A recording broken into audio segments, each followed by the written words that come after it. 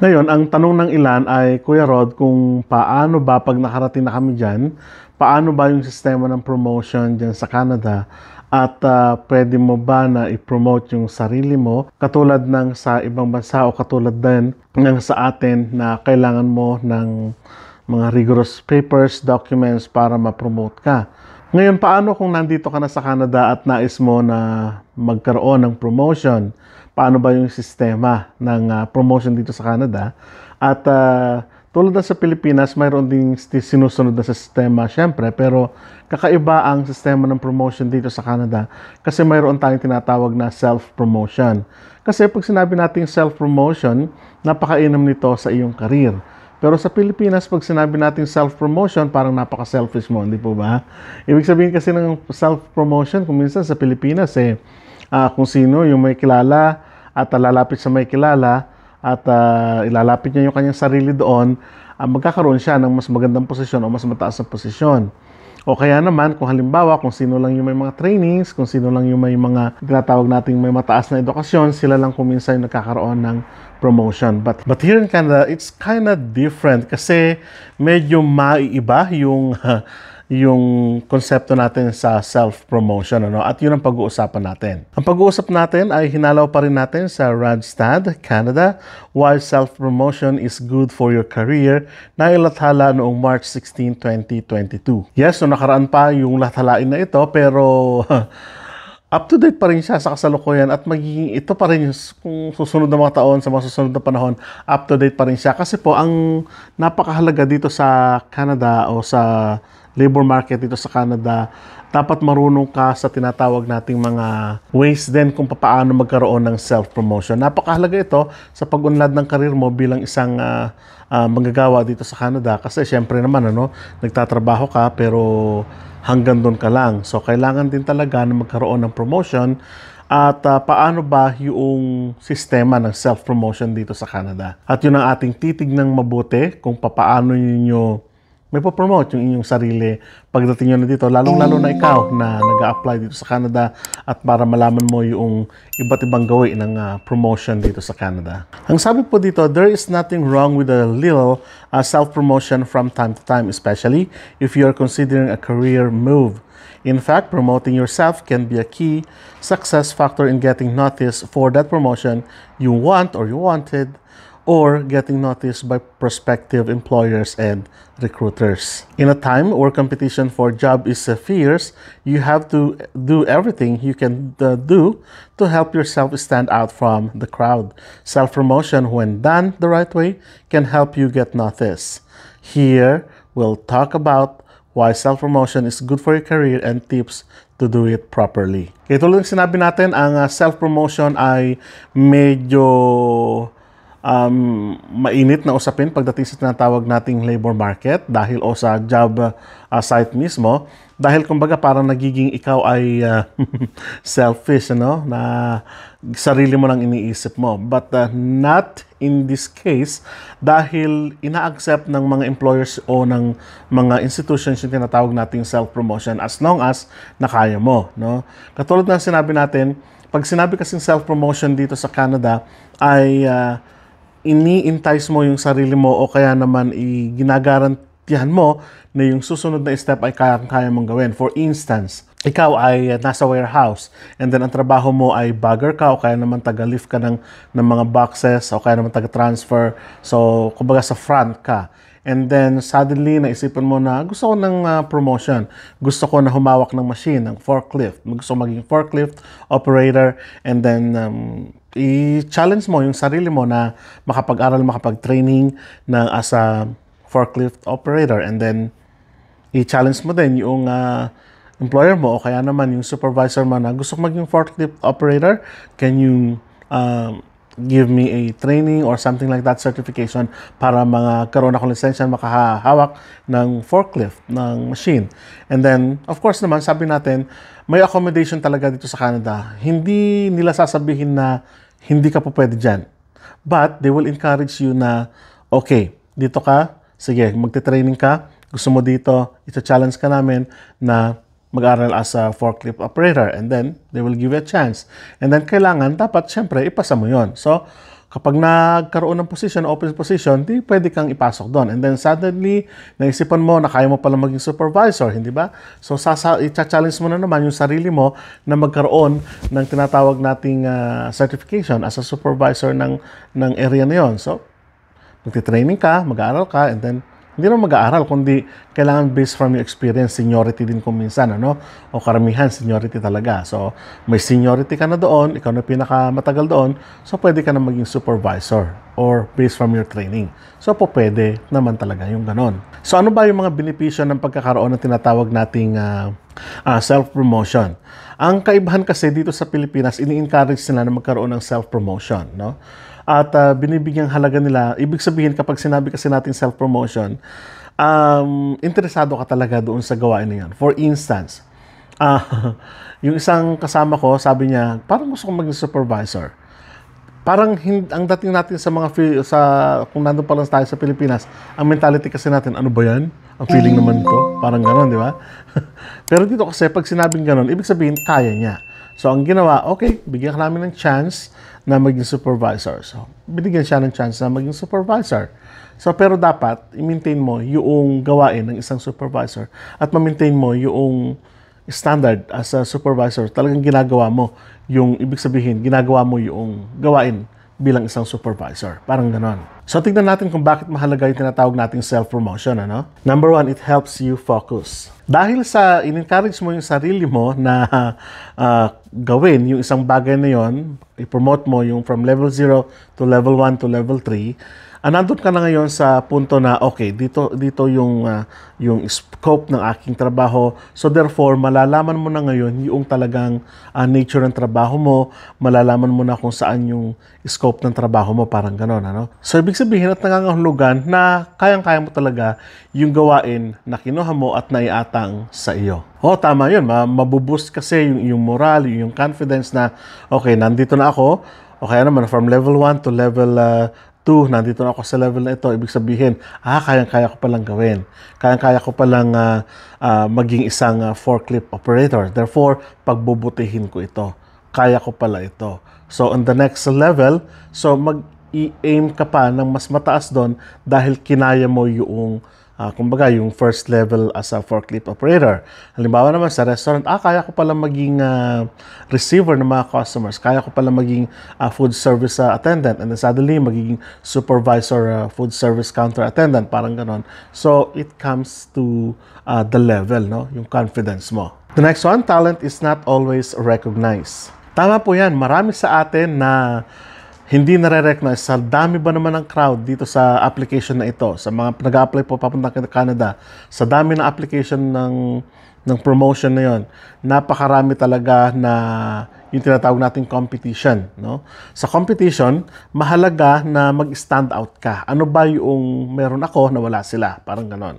So, i-highlight mo ngayon sa i-resume mo yon. For instance, magaling ka makibagay sa tao, team player ka, o kaya yun usually hindi nakikita ng ng mga supervisor yon at ng ilan. Sabi na, may education din ako, pero team player ka ba? Ako team player. Something like that. So, kapag during your interview at sasabihin ako, team player ako, magaling ako sa coaching, pwede kong ma-coach yung mga kasama ko balang araw, pwede ako sa tinatawag nating technical o kaya naman handyman ako, pwede ako mag-repair kahit na hindi tayo tumawag ng mga technicians, kaya ko yan, something like that. So, hindi ka nagyayabang kundi binuboost mo yung iyong talent or skill sa harapan ng iyong employer o kaya naman ng mismong company. So, napakahalaga na magkaroon ng recognition sa talent na gusto mong ipakita balang araw, no? For instance, sa trabaho namin ay medyo walang handyman kasi karamihan puro mga babae, medyo focus sila sa mga bata. Tayo naman nakikita kasi natin nakausling pako, nalalaglag na bintana, yung mga simpleng ganun, kayang-kaya natin yun. Medyo na-fall na gate, something like that.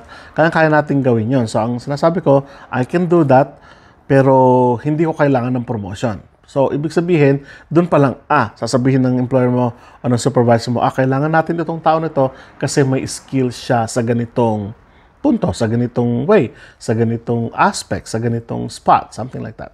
So, mahalaga na ipakita mo yung inyong sarili. Susunod po, you can't solely depend on others. Tama po yan. Sa self-promotion, kailangan ipakita mo doon na ikaw ay, kumbaga, kayang-kaya mo na panindigan yung posisyon. For instance, yung tinanggap ka dito sa Canada. Ipakita mo na kayang-kaya mo yung trabaho na yon. Dapat confident ka na gawin yung trabaho na yun at hindi ka dumidepende palagi sa iba. For instance, na-hire ka dito, iti-training ka nila. So habang nagtitrain o habang tinitraining ka, kailangan ipakita mo rin sa kanila na kaya ko na pala ito. Kaya ko na pala na gawin yung mga bagay na ito. Ibig sabihin, mapagkakatiwalaan ka na at maasahan ka na sa bagay na yun at pwede ka na nilang iwan. Halimbawa, sa restaurant, nasa kusina ka, na kahit nag-iisa ka kung minsan, kayang-kaya mong asikasuhin yung sabihin natin 1, 2 orders, 3 orders, kayang-kaya mong gawin yon. Nangangahulugan na kapag nakita mo kasi na, kayang-kaya ko na itong gawin, pwede na siguro akong mag-supervisor. Kasi kayang-kaya ko nang manu-manuhin to Something like that. At hindi ka na umaasa sa iba nung mga simpleng paggawa lang. Pero kung halimbawa, pagmamap, iaasa mo pa sa iba, pwede ba tayong mag-map? Hindi ko mahila ito. Pwede pa tayong magluto ng fries? Kasi hindi ko mababa yung fries. Pwede ko bang, sa warehouse naman, halimbawa, hindi ko mabuhat 20 kilos, pwede bang gumamit tayo ng stroller? Ang requirement nun, usually 20 kilos, kailangan mong mabuhat, no? But not always, no? Pero ibig sabihin, yung confidence mo sa sarili mo na kaya mong gawin, kahit na wala iba, dapat maipakita mo rin iyon. Okay, second to the last, your resume is not enough. Totoo po yun. Nung pinasa mo yung reference mo o yung resume mo, hindi naman lahat nandun na agad hindi ba? Hindi naman lahat nakita na ng employer doon. So, ibig sabihin, habang nasa trabaho ka na, magpakitang gilas ka na. Para na sa ganon, magkaroon ka ng self-promotion. At masasabi mo, later on na balang araw na, nagawa ko to, pwede ba ako magkaroon ng ganitong ng promotion, not necessarily na promotion agad. Ibig sabihin, kayang-kaya ko na yung ganitong gawin.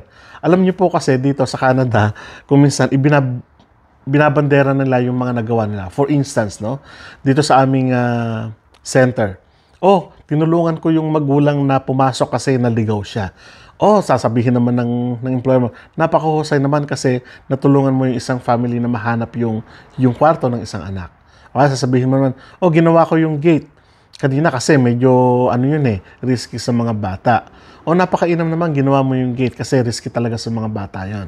Doon pa lang, hindi ka nagyayabang doon. Kundi, sinasabi mo lang yung, kumbaga, may skill ako sa ganito, and the first place ay concerned ka doon sa iyong trabaho at doon sa safety ng bata. So, ibig sabihin, doon sa tinatawag nating self-promotion, dapat genuine ka din. Genuine. Malanak po kayo doon. Totoo ka rin. Totoo ka rin doon sa talagang ginagawa mo. Hindi lang basta yung, ginawa ko ito kahit hindi naman. Meron kaming isang kasama. Nilinis ko yan. Winalisan ko lahat yan. Inayos ko yung mga shelves. Inayos ko yung mga books. Pero hindi naman pala siya. Hindi po ganun ang ibig sabihin nun. Para magkaroon lang siya ng self-recognition. Iba po ang self-recognition para pataasin lang yung iyong kayabangan doon sa self-promotion na tinutukoy natin. So, napakahalaga nito. Hindi makikita lahat yan ng employer sa iyong resume. Kailangan po talaga ay totoo at nakikita talaga, na pag nasa trabaho ka, trabaho talaga. Pero it doesn't mean napapatay mo yung katawan mo. Ganun lang po yan. And last po, you make your intentions known. Okay, nandito ka na sa punto. Sabihin natin na gamay mo na lahat na. At alam mo na yung iyong ginagawa doon sa mga pasikot-sikot ng yung trabaho mo bilang nurse. O kaya sabihin natin bilang nasa construction ka. O kaya naman nasa pabrika ka dito sa Canada. At alam mo na, sabihin mo na ngayon yung intention mo na may open atang position sa ganitong, kung may available position, pwede ko bang apply nito kasi marunong na ako sa machine, marunong na ako sa ganito, marunong na ako sa ganyan. Kaya ko na lahat ng level. Pwede ko bang applyan yan?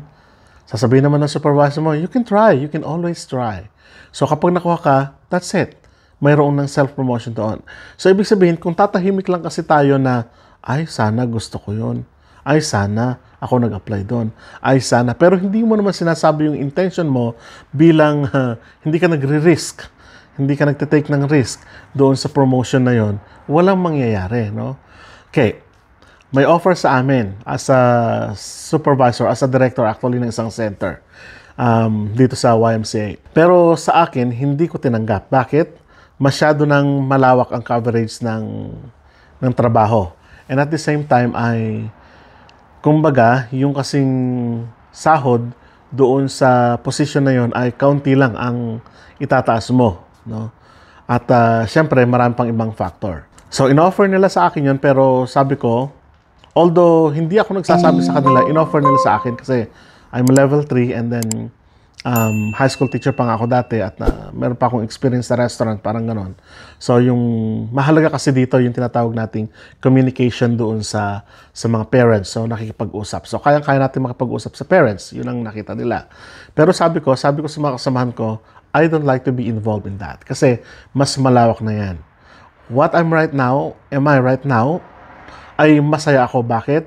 Una, meron tayong promotions doon sa ating position as levels, not a supervisor, not a director. Meron din tayong promotion at meron tayong salary increase, at napakahalaga po nun. At meron tayong recognition ng mga natatanggap. So doon pa lang, kumbaga compact na ako. Punong-puno na ako ng satisfaction sa trabaho ko dahil una-una ito yung gusto kong gawin. Masaya ako dito. At yun na yung kumbaga, siguro sa mga susunod na panahon susubukan ko, pero sa ngayon dahil sa dami ng ginagawa ko, nagvo-vlog, nag-aaral, nagpa-part-time, may trabaho, lahat yon ginagawa ko para na sa ganun ay masatisfy ko yung sarili ko, kasi ayoko nang nakaupo lang at walang ginagawa, sa totoo lang, kahit sa room namin.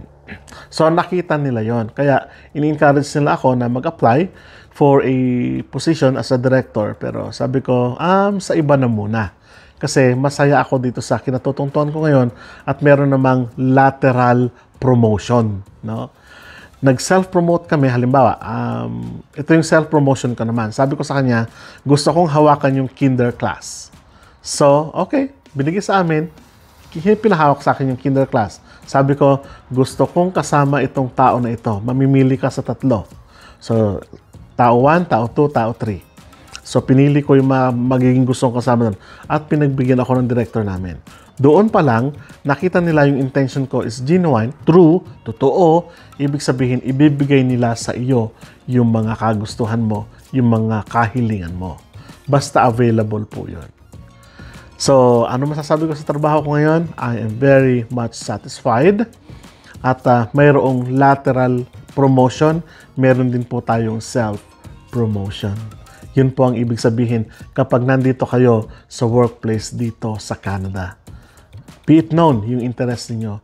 Pero pag sinabi natin be it known, kailangan ay genuine ka, totoo ka, at gagawin mo talaga yung trabaho mo. So sana po ay may natutunan kayo sa ating pag-uusap ngayong araw. Maraming salamat po at kita-kita po tayo sa mga susunod na vlog. Hanggang sa muli!